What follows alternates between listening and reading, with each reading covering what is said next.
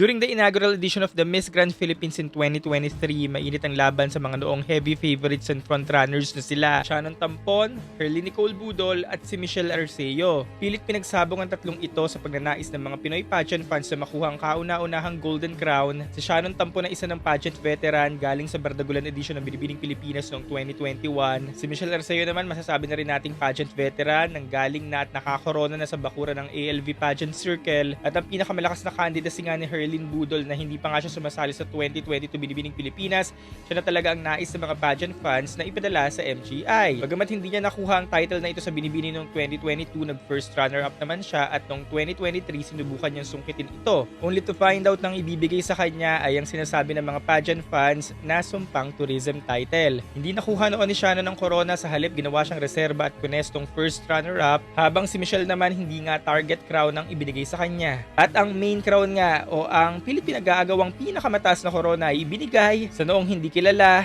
hindi sikat, hindi matunog ang pangalan pero ubod ng ganda na si Nikki Demura. Hindi man inamin pero tayo mga pageant fans ramdam naman natin na baka sa kanilang pagkadismaya. Kaya nga rin ang pagkadismaya ng mga ilan na umasa sa kanila noong mga taong yon. Na tila tatlo nga sila naging multo natin noong 2023 sa mundo ng pageantry.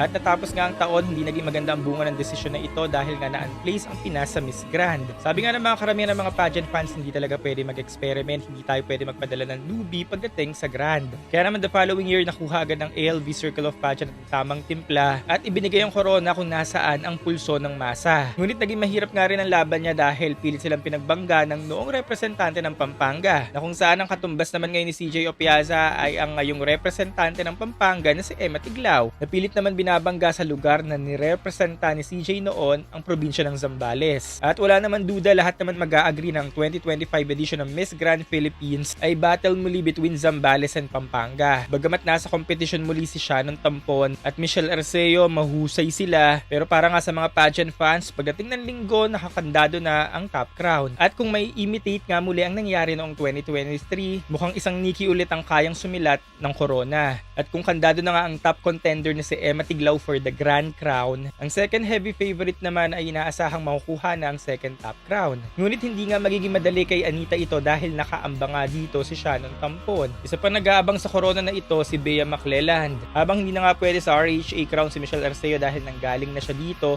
inaasahan namang pwede niyang makuha ang Face of Beauty or Asia Pacific. Pagdating nga muli kay Nikki Buenafe, kung hindi top crown na makukuha niya, mukhang kandado na rin siya sa Face of Beauty. Habang si Bea Macleland naman mukhang selyado na sa Asia Pacific crown. At sa edisyong ito nga halos lahat din naman ng mga pageant fans ay vocal ng apat na koronang mamimigay sa linggo ay kandado na kala Emma Tiglao, Anita Gomez, Michelle Arceo, Nikki Buenafe, Shannon Tampon at Beatrice Macleland. At kung may isang pwedeng sumilat nga mag-ibang hihip ng hangin, baka nga ang isa sa apat ay masilat ni Margaret Britton. Kaya nga naman sa darating na linggo magiging kaabang-abang kapanapanabik ang Miss Grand International Philippines 2025 dahil matatapos na ang haka-haka ng mga Pinoy pageant fans kung muli nga mag-e-experiment.